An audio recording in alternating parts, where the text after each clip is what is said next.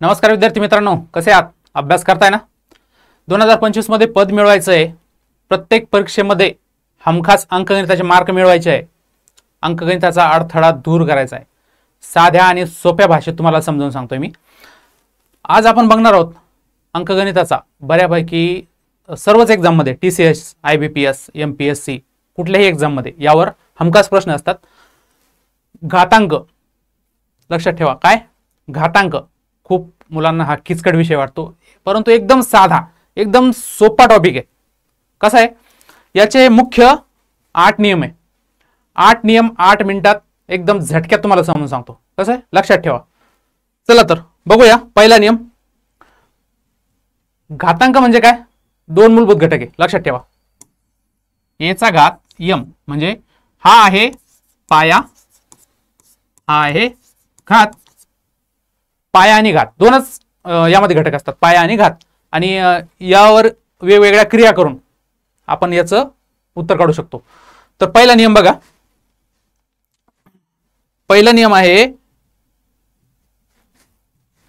a चा m वा घात गुणिले a चा n वा घात.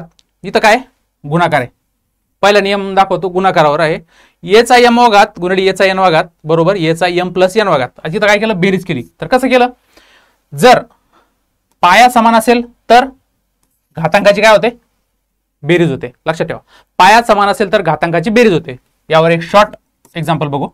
2 चा 3रा घात गुणिले 2 चा 5वा घात बरोबर काय उत्तर येईल? 2 चा 5 आणि 3 8वा घात.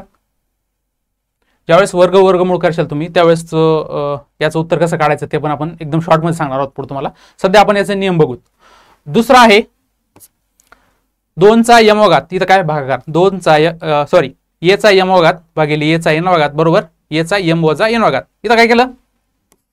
पाया समान असेल तर घातांकाची काय होते? वजाबाकी.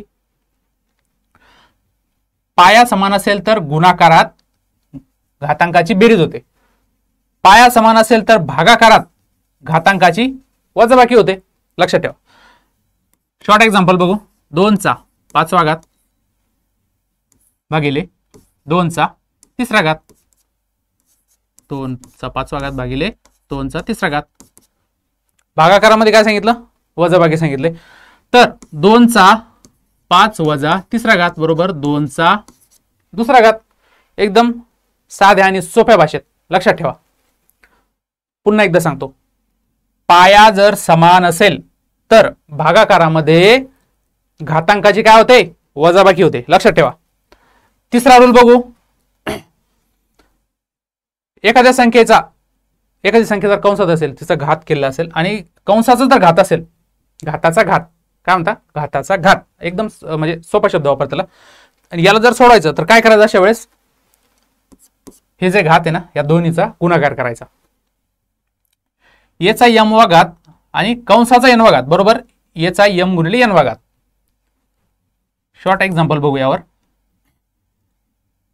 3 चा 2रा घात कंसाचा 2रा घात बरोबर 3 चा 2 गुणिले 2 बरोबर 3 चा 4था घात.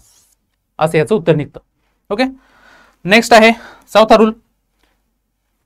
a चा 0वा घात बरोबर 1. अगेन पाया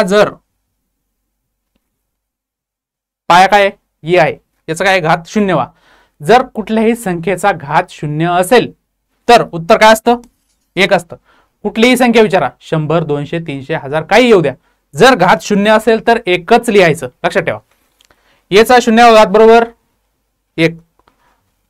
5 चा 0वा घात बरोबर 1. हेच उत्तर येईल.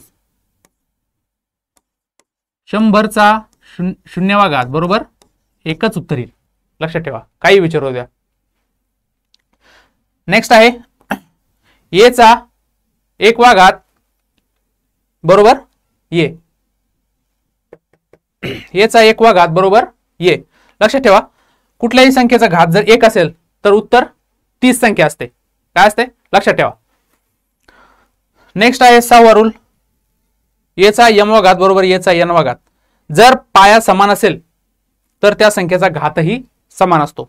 पाया समान असेल तर घातही समान असतो, लक्षात ठेवा. नेक्स्ट 7वा रूल आहे, पाया जर भिन्न असेल आणि घात जर समान असेल, पाया भिन्न असेल घात समान असेल तर त्या दोन्ही संख्या एकत्र करून त्यांचा घात तुम्ही ती संख्या लिहू शकता. काय? पाया भिन्न घात समान. 8वा रूल आहे, घात जर वजा असेल, येचा वजा घात येन, आणि याला तुम्हाला चिन्ह बदल करायचं असेल तर त्याला काय आपण छेदाच्या स्वरूपात लिहितो. येचा वजा एन वा घात बरोबर याला आपण पॉझिटिव्ह करायचं, तर यासाठी 1 छेद येचा एन वा घात.